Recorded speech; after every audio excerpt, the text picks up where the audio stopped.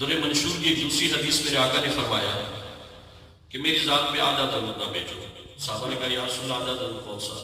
کہا کہ مجھ پہ پڑھا جائے اور میری آل پہ نہ پڑھا جائے، وہ آدھا درود ہے. جو درود میرے اوپر پڑھا جائے اور میری آل پہ نہ پڑھا جائے وہ آدھا درود ہے. تو ان دونوں احادیث کو آپ ذرا اپنے ذہنوں میں اذان کے سامنے رکھتے ہوئے ذرا آپ درود پڑھے میرے نبی پہ اس طرح کہ درود کی تکمیل بھی ہو جائے. اور اسی تکمیل میں ایک بڑا خوبصورت ایک شعر، ایک سنٹینس ہے جو میرے عطائے مصطفیٰ آقا کریم کا عطا کرتا ہے. شیخ سعدی شیرازی بہت بڑا ایک نام گزرا، اس نے میرے آقا کی مدد میں ایک ربائی تخلیق کی. بلا للاب کمالہ کشفت جام جمالہ حسنت جمیع خصالہ. یہاں جب پہنچے روایات میں 3 دن ہے، 1 دن ہے، 2 دن، واللہ عالم، لیکن جتنے بھی دن تھے آگے ان کے ذہن میں امام چل رہا تھا کہ میں کیا کروں. ایک کنفیوژن تھا ذہن کی، جو سرکولیشن تھی، جو خیالات، جو تخیل کا ایک تصور تھا وہ تکمیل نہیں پا رہا تھا. آنکھ بند ہوتی ہے، نیند کی آغوش میں جاتے ہیں اور قسمت کی وادیاں میں جب وہ مقدر نصیب جاگ جاتے ہیں آقا کا دیدار ہوتا ہے. شیخ سعدی کو پوچھتے ہیں سعدی کس اندھیربند میں ہو، کس الجھن میں ہو، کس تذبذب کا شکار ہو، کیا بات ہے؟ کہا یا رسول اللہ کی مدد میں کچھ کہا، اب سمجھ نہیں آ رہی کہ میں تکمیل کیسے کروں. حضور نے کہا سناؤ مجھے. تو شیخ سعدی نے یہی چند بند سنائے. اس کے بعد آپ نے کہا، جب سننے کے بعد سماعت کرنے کے بعد کہا سعدی آگے لکھو نہ صلو علیہ وآلہ. تو ذرا آواز بلند صلو علیہ وآلہ صلو علیہ.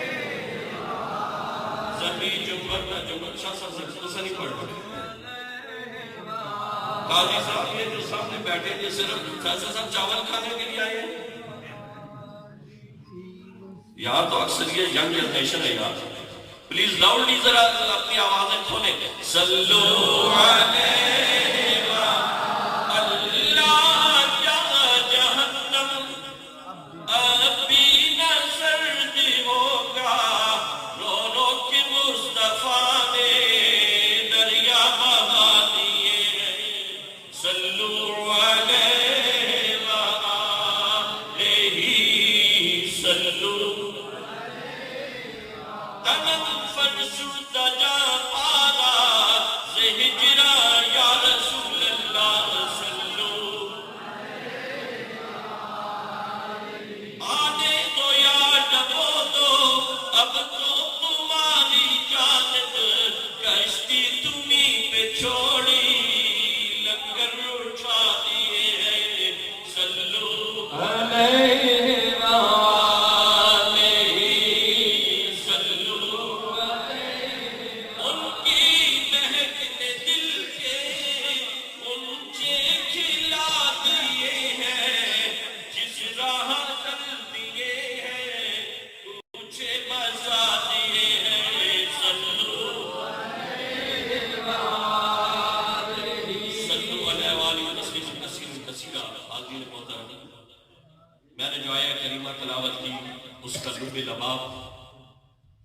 اس کا مرکزی خیال وہ جو ایک ہمیں سوچ مل رہی ہے قرآن سے وہ کیا ہے؟ لَقَدْ كَانَ لَكُمْ فِي رَسُولِ اللَّهِ أُسْوَةٌ حَسَنَةٌ. اگر اپنی زندگیوں کو، اپنی حیات کی اس کرتاس کو، اپنی زندگی کے اس خوبصورت پھول کو اگر آپ کامیابی سے گزارنا چاہتے ہو تو میرے نبی کی سنتوں کی اتباع کرو. عزیز محترم، یہ ذکر کی محفل ہے، لیکن جب تک ہمیں فکر نبی نہیں ہوگا، جب تک نبی کی فکر کو نہیں اپنائیں گے، ذکر کام نہیں ہوگا. کیا میلاد صرف ربیع الاول شریف کے مہینے نہیں ہے؟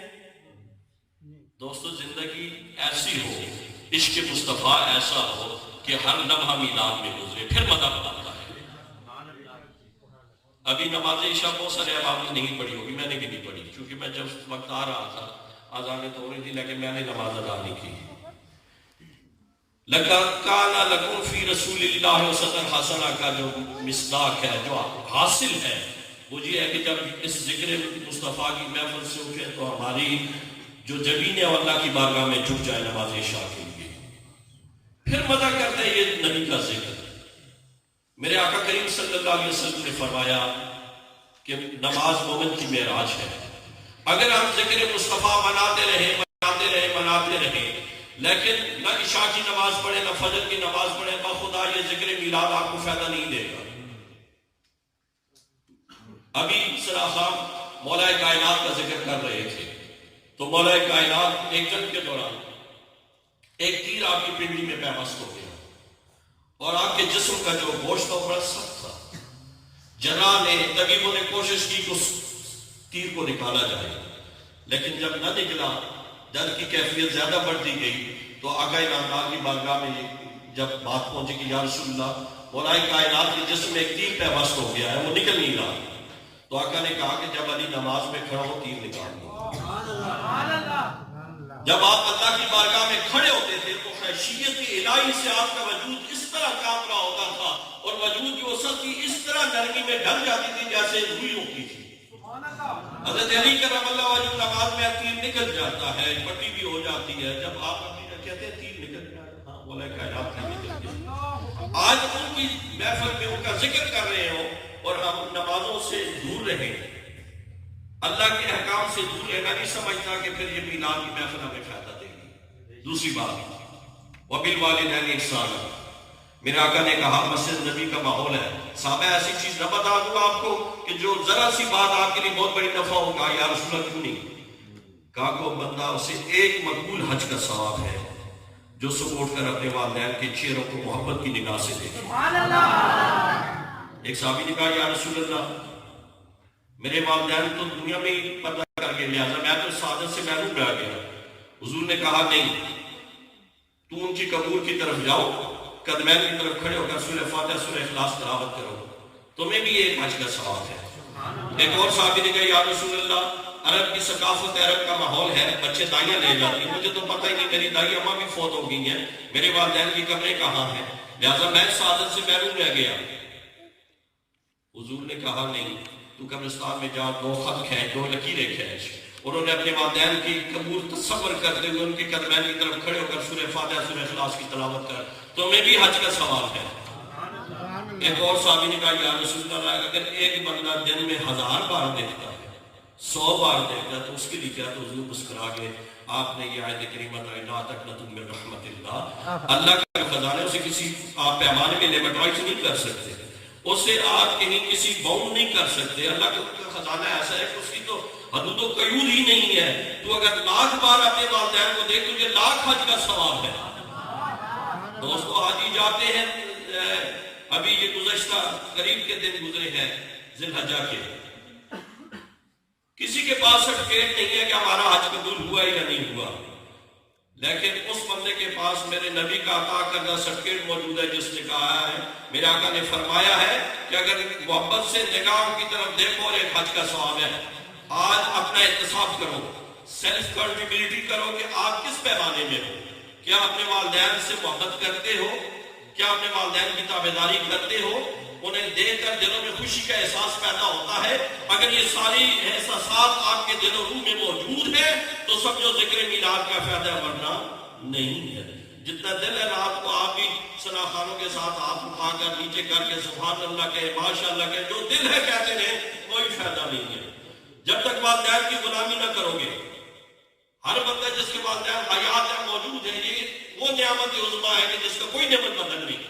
دیکھیں تو کیا ہے، اپنے والدین کی غلامی کر رہے ہو کہ نہیں کر رہے ہو، اور پھر اس کے بعد دیکھو کہ نمازیں آپ کے اوڑھنا بچھونا بنی ہوئی ہیں کہ نہیں بنی ہوئی۔ اگر یہ دونوں چیزیں نہیں ہیں تو انتہائی عبادت کے ساتھ پھر آپ وقت ضائع کر رہے، اس میلاد کا کوئی فائدہ نہیں ہے، اس لیے کہ ہم نبی کی سنتوں سے دور ہیں۔